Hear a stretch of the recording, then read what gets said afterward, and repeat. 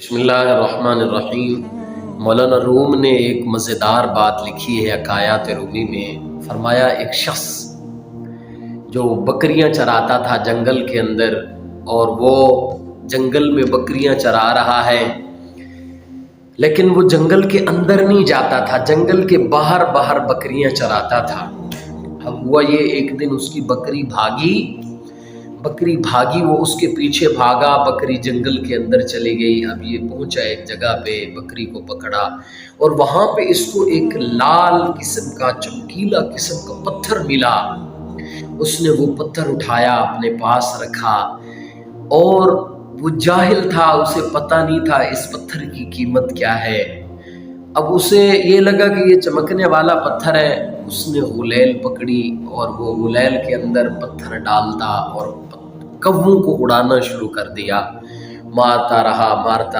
آخر شام کے وقت اس کے پاس جب آخری پتھر آیا، اب وہ مارنے لگا، تو ایک شخص جسے میں آج کی زبان میں زرگر کہوں گا، سنیارا کہوں گا، تو جس کو پتا تھا کہ اس کی قیمت کیا ہے، اس نے دیکھا کہ یہ تو کیا کر رہا ہے۔ وہ بھاگا، جب وہ مارنے لگا تو اس نے اس کی کلائی کو پکڑا کہ بے وقوف آدمی، تم یہ کیا کر رہے ہو؟ تمہیں پتا ہے یہ کیا ہے؟ اس نے کہا میں ایسے کوے اڑا رہا ہوں۔ انہوں نے کہا بے وقوف انسان، یہ پتھر نہیں ہے، یہ لال ہے، یہ ہیرا ہے۔ شاید تیرے شہر میں کوئی ایسا آدمی نہ ہو کہ جس کے پاس اس کی قیمت ہو، تو کیا کر رہا ہے، اس سے کوا اڑا رہا ہے؟ تو اس شخص نے زور سے زمین پر سر مارا اور رونے لگا۔ تو اس زرگر نے کہا کیا ہوا، میں نے تو تیرا ہیرا بچوا دیا، اب رونے کی کیا بات ہے، نقصان سے بچ گئے ہو، خوش ہو جاؤ۔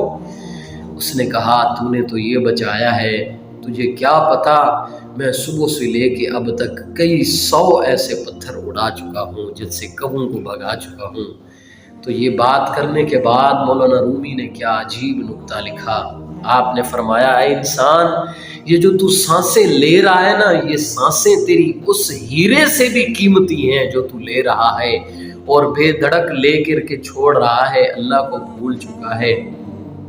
تجھے ان سانسوں کی قیمت پتہ چلے گی جب تیری دنیا کی آنکھ بند ہوگی۔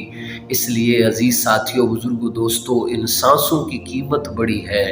ہم اللہ کو منائیں، اللہ کے پیارے حبیب محمد مصطفیٰ صلی اللہ علیہ وسلم کو منائیں۔ اللہ تعالیٰ مجھے، آپ کو، ہم سب کو اللہ کو راضی کرنے والے اعمال کرنے کی توفیق عطا فرمائے، آمین۔